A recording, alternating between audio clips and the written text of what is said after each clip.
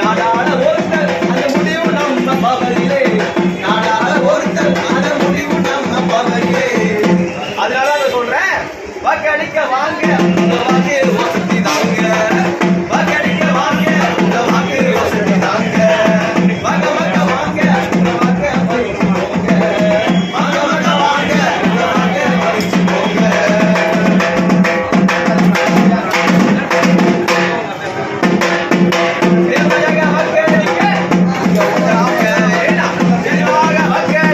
தேர்தல் அன்னைக்கு கோயிலு கோலான்னு போறேன்.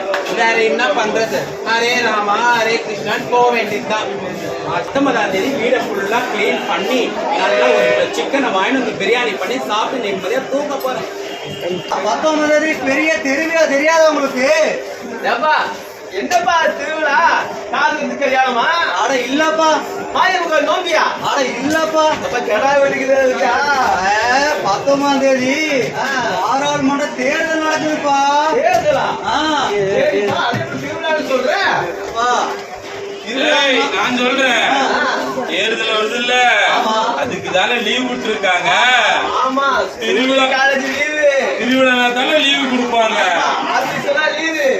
அதனாலதான் திருவிழா சொல்றோம். சரி, அது என்ன இப்படி சிறப்பு? தேர்தல் தேர்தல் என்ன சிறப்புன்னு தெரியாது உனக்கு? இப்ப சொன்னாங்கல்ல, எங்க அக்கா வந்து எங்க வீட்டுக்காரர் கூட ஊர் சுத்த போறேன், ஒரு அக்கா வந்து மேக்கப் போட போறேன், தூங்க போறேன், சிக்கன் மட்டன் செய்ய போறேன். மக்களாட்சி நம்மளோட தலைவர்ல நம்மளா வாக்குப்பதிவு செய்து தேர்ந்தெடுக்கிற ஒரு நிகழ்வு.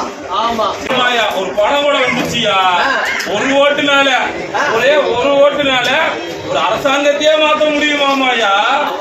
அவ்வளவு முக்கியமான ஓட்டு நம்ம என்ன பண்ணோம்? மறக்காம போடணுமா இல்லையா? 100% கண்டிப்பா வாக்களிக்கணும். 100% வாக்கே இந்த டைம் கண்டிப்பா போடணும்.